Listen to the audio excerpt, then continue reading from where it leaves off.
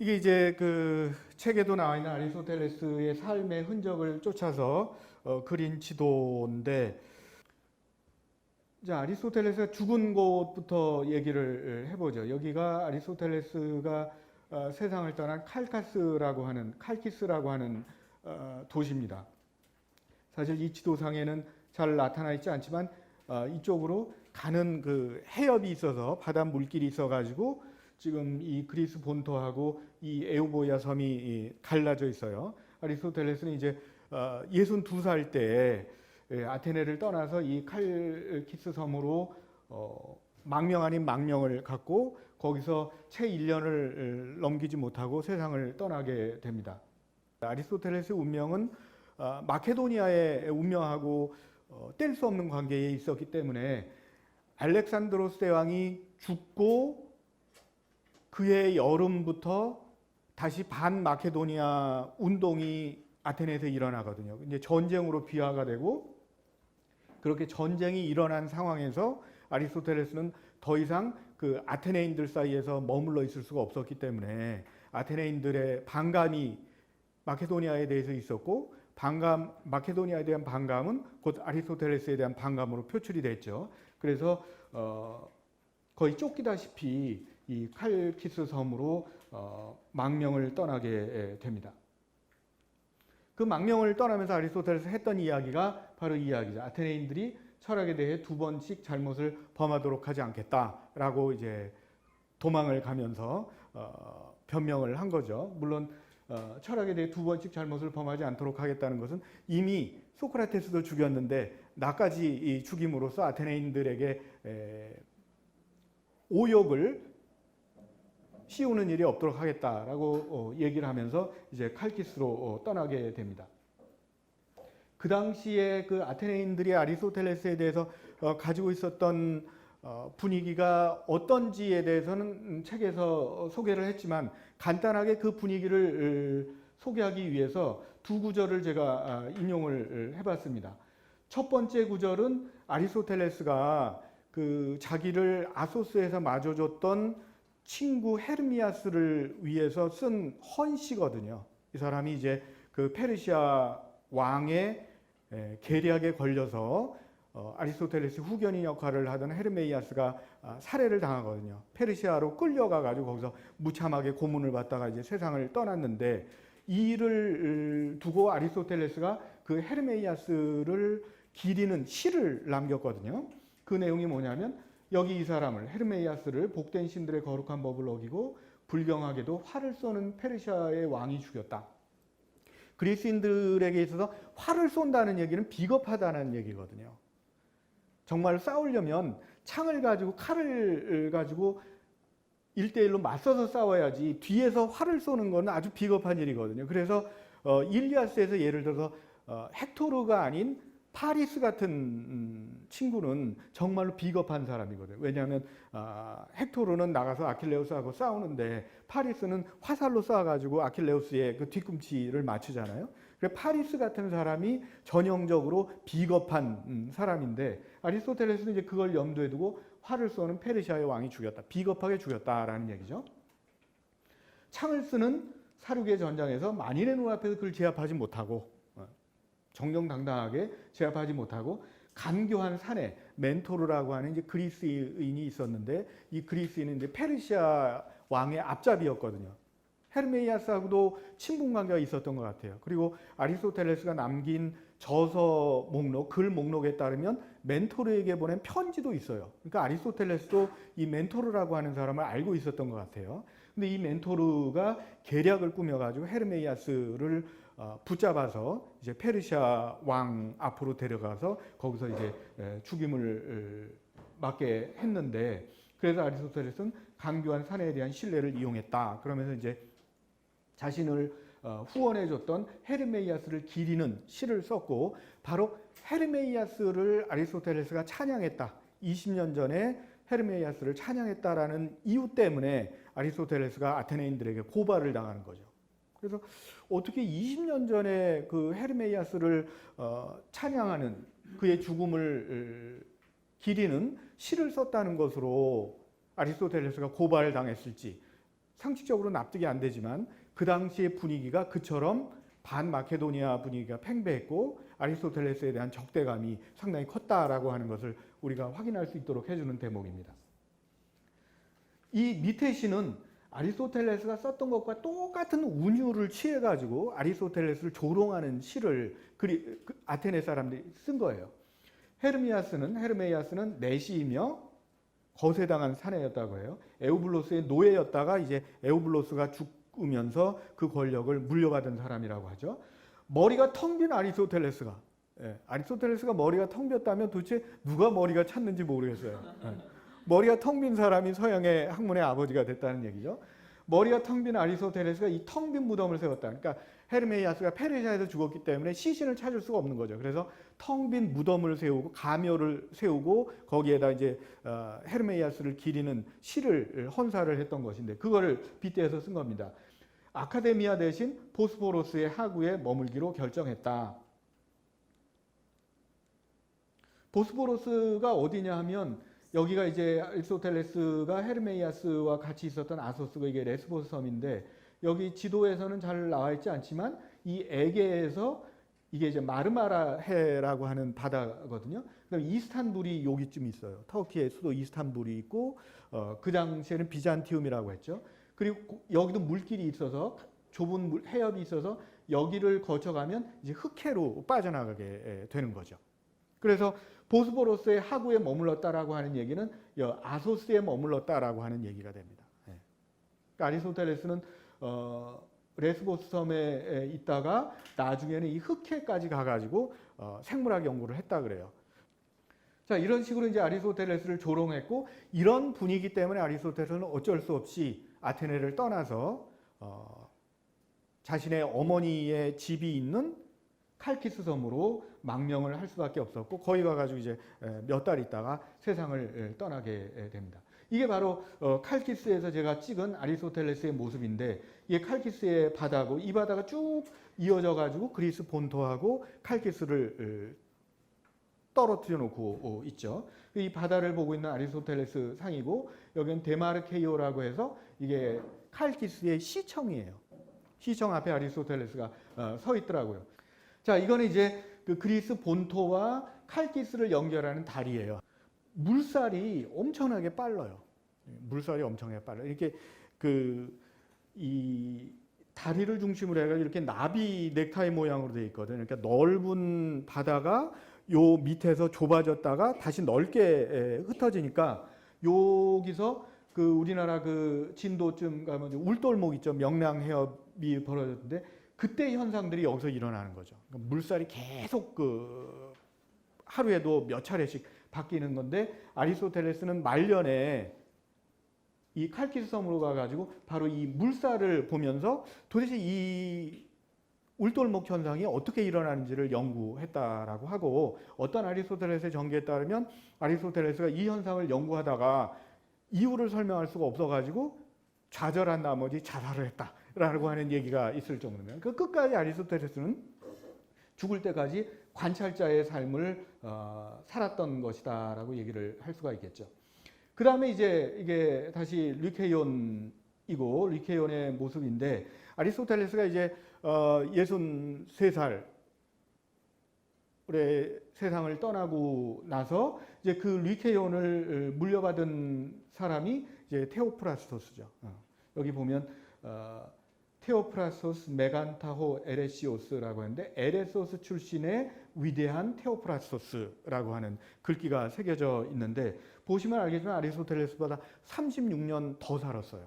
그래서 아리스토텔레스가 류케온을 세우고 그 류케온을 테오프라스토스에게 죽으면서 물려줬고 그래서 류케온의 두 번째 교장이 바로 테오프라스토스입니다. 근데 아리스토텔레스와는 달리 테오프라스토스는 상당히 부침성이 좋고 말도 잘하는 사람이었던 것 같아요. 아리스토텔레스는 그렇게 말을 유창하게 하는 사람이었던 것 같지 않아요. 만약에 말을 유창하게 하는 사람이었다면 분명히 그런 데 대한 기록이 있을 텐데 그런 기록이 전혀 없거든요. 그래서 아리스토텔레스는 관찰을 잘하고 아주 세심하게 기록은 하지만 사람들을 이렇게 확 끌어들이는 힘은 아마도 없지 않았을까라고 추측을 하는데 테오프라스토스라고 하는 이름 자체가 신처럼 말을 하는 자라는 뜻이거든요. 이 사람은 말을 굉장히 잘해가지고 리케온에 한때 뭐 2,000명 이상의 사람들이 몰렸다 그러고, 이 사람이 죽은 뒤에는 모든 아테네 시민들이 장례 행렬에 동참을 했다라고 하니까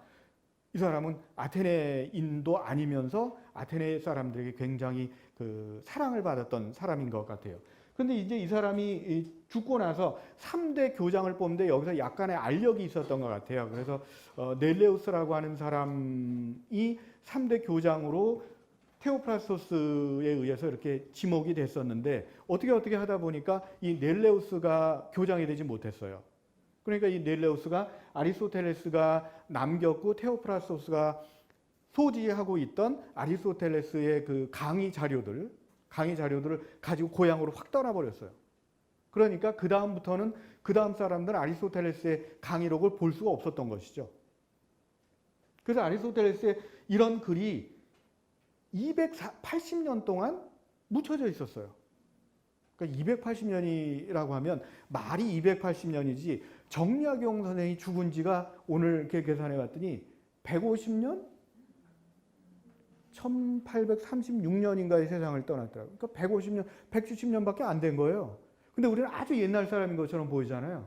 그러니까 아리스토텔레스의 그런 중요한, 우리가 지금 알고 있는 아리스토텔레스 철학적 저술들은 280년 동안 묻혀져 있었던 거죠. 놀랍게도. 그랬다가 다시 빛을 보게 되는데, 그 빛을 보게 된 계기가 바로 그 기원전 40년에 그 로도스 섬 출신의 안드로니코스, 이 사람도 이제 그 리케온의 교장으로 있던 사람인데, 이 사람이 이제 로마에서 아리스토텔레스의 저술을 입수를 해가지고 그것들을 이제 아리스토텔레스 전집으로 출간을 하게 되는 거죠. 아이러니컬하게도 바로 이 리케온을 완전히 폐허로 만든 로마의 장군 술라라고 하는 장군이 있었는데, 기원전 86년에 아테네를 공격을 하거든요. 그러면서 이제 리케온에 있었던 모든 나무들을 다 베가지고 공성기를 만들어요. 그때 바로 이 리케온 완전히 폐허가 됐다라고 하죠. 근데 이 사람 손에 어떻게 아리스토텔레스의 그 저술들이 서적 수입상을 통해서 손에 들어가게 됐고, 이 사람이 로마로 가져왔고, 그 기록들이 바로 로도스 섬 출신의 안드로니코스에게 들어가서 이 사람이 이제 책을 출간하게 되고, 그런 다음에 이것이 이제 세상에 알려지게 되는 거죠. 280년 뒤에, 300년쯤이 지난 뒤에 아리스토텔레스의 저술이 알려지게 된 것이고, 근데 이 아리스토텔레스 전집은 물론 이제 지금은 남아 있지 않죠. 대신 이것을 필사한 중세 필사본 같은 것들이 남았고, 바로 그 필사본들을 전거로 해가지고 1831년부터 1870년 사이에 임마누엘 베커라고 하는 독일 사람이, 당시 프로이센의 사람이 그 프로이센 아카데미에서 아리스토텔레스 오페라라고 하는 아리스토텔레스 전집을 발간하게 됐고, 오늘날 이제 우리가 보게 되는 아리스토텔레스의 모든 저술들은 바로 이 베커의 아리스토텔레스 오페라에 기반을 둔 겁니다. 그럼 이 사이에 도대체 이 기원전 40년부터 1831년 사이에 어떤 일들이 있었을까? 이걸 아주 간략하게 살펴보면요. 이 지도를 통해서 한번 살펴볼 수 있을 것 같습니다. 자, 이거는 1200년경에 이 이슬람 세력이 얼마나 그 넓어졌는가를 보여주는 지도인데, 제가 이 지도를 굳이 끌어들인 이유는 조금 이따 설명을 하겠습니다. 일단 이 로마에서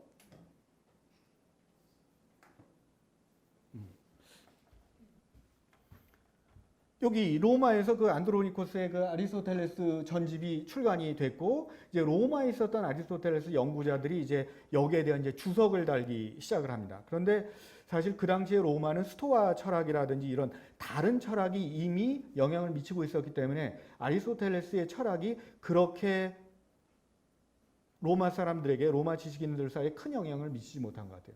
생각을 해보세요. 로마인들은 어떤 사람이에요? 싸움을 잘하고 다리를 놓고 집을 짓고 이런 사람들인데, 이 사람들이 쪼잔하게 뭐 이런 물고기 연구, 새 연구 이런 거에 관심을 두겠어요? 관심이 없어요. 스토아 철학처럼 뭔가 이 군인들의 기상을 중시하는 철학, 이런 것들이 중요했죠. 그래서 아리스토텔레스는 큰 영향을 못 미치고, 아리스토텔레스의 저술 가운데 라틴어로 번역된 것도 몇 권 되지 않습니다. 논리학 책 몇 권밖에는 번역이 되지 않았어요. 그러다가 이제 동로마와 서로마가 갈라진 다음에 그리스어를 쓰는 이 동로마, 비잔틴 제국이라고 부르죠. 여기서 이제 아리스토텔레스에 대한 연구들이 이루어졌고, 여기서도 이제 기원전 AD 6세기쯤 되면은 이제 유스티니아누스 황제 같은 사람이 이제 기독교를 이제 국교로 만들게 되고, 어떤 기독교의 교리를 통일하는 과정에서 이제 그리스인들의 철학 이런 거 필요 없다. 그래서 아테네 아카데미아를 폐쇄를 하거든요. 529년에. 기원전 6세기 중반이 되면 비잔틴 제국에서도 아리스토텔레스 연구가 더 이상 활발하게 이루어질 수가 없었던 것이죠. 그런 다음에 그 중심이 어디로 갔느냐 하면 바로 이 아랍 세계로 가게 된 거예요. 이 바그다드 같은 데로. 지식인들이 이쪽으로 가게 된 거고, 그리고 바로 이 무렵 기원전 6세기, 7세기부터 마호메트가 이제 기원전 6세기에서 7세기 초반까지 살았잖아요. 마호메트가 죽은 뒤에 엄청난 이제 그 세력 확장이 이루어지면서 이렇게 세력이 넓어지게 되는 겁니다. 여기서 보시면 이 파란색 칠한 곳은 알렉산더 제국의 영토예요.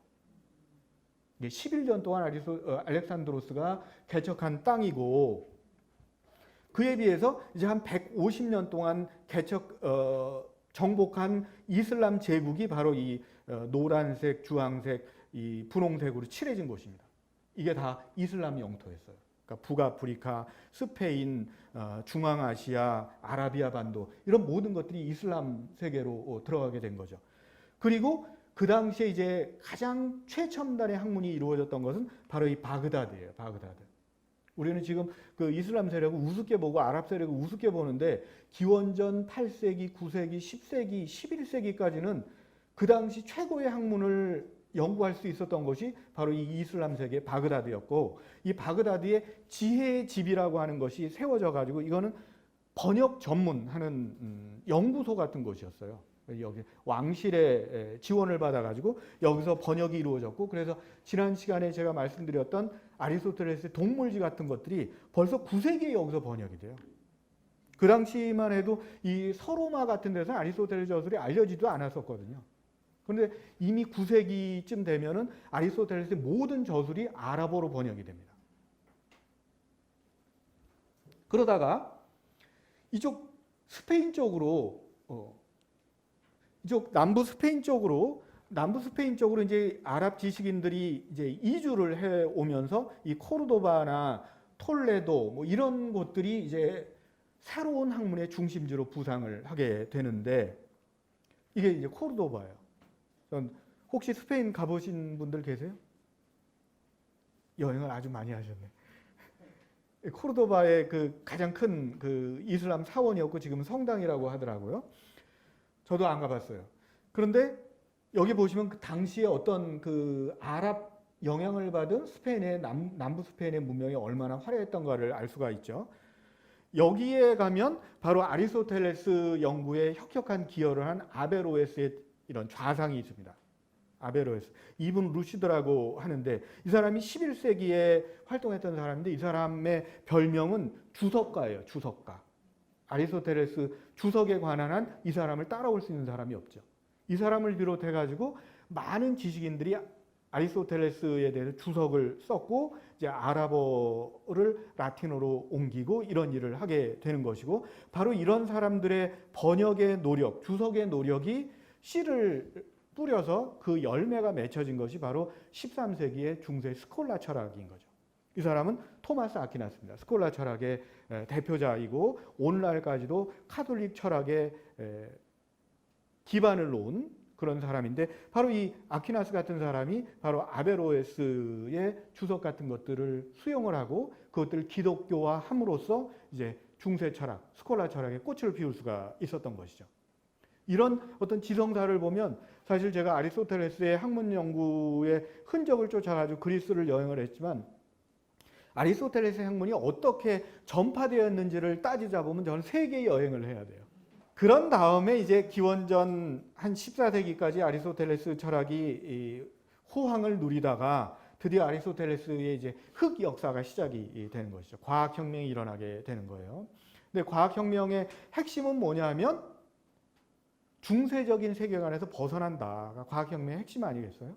그래서 천동설 대신에 지동설 중심으로 한 천문학이 발달을 하게 되고, 그리고 모든 자연현상을 물리적인 방식으로, 기계적인 방식으로, 마치 이 세계의 자연현상이 기계적인 움직임에 의해서 설명될 수 있는 것처럼, 기계적인 움직임으로 설명될 수 있는 것처럼 이해하는 물리중심적인, 물리학 중심의 어떤 세계관이 확산이 되는데, 이때 아리스토텔레스가 타겟트가 될 수밖에 없었죠. 왜냐하면 아리스토텔레스는 물리학 중심으로 세계를 이해했던 사람이 아니라 생물학 중심으로 이해했던 사람이고, 또 아퀴나스를 비롯한 중세 철학자들은 자신들의 어떤 신학적인 논의의 기반으로 아리스토텔레스의 철학을 끌어들였기 때문에 과학혁명기의 모든 과학자들의 주된 타겟은 중세에 대한 비판이었고, 그것은 곧 아리스토텔레스에 대한 비판이었어요. 그러니까 아리스토텔레스가 사실은 관찰을 한 사람이고 자연세계에 최초로 눈을 돌린 사람인데, 아리스토텔레스가 그만 중세 철학에 수용됨으로써 도매금으로 넘어가게 돼버린 거예요.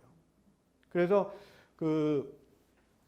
예전에 레닌 있죠. 막스 레닌 할 때 레닌은 이 스콜라 철학에 대해서 아주 혹독하게 비판을 하면서 이렇게 얘기를 했습니다. 스콜라 철학은 아리스토텔레스 철학에 살아있는 모든 것을 죽이고 죽어있는 모든 것을 영혼화했다. 이렇게 얘기를 했어요. 좀 심한 얘기일 수도 있어요. 스콜라 철학이 갖고 있는 의도 있고 그것이 기여한 바도 있는데, 어쨌든 아리스토텔레스의 살아있는 관찰의 정신, 과학의 정신, 비독단적인 태도, 이런 것들은 중세 철학에 오면 더 이상 살아날 수가 없었던 것이죠. 아리스토텔레스는 틀려도 되는데 성서가 틀리면 안 되잖아요.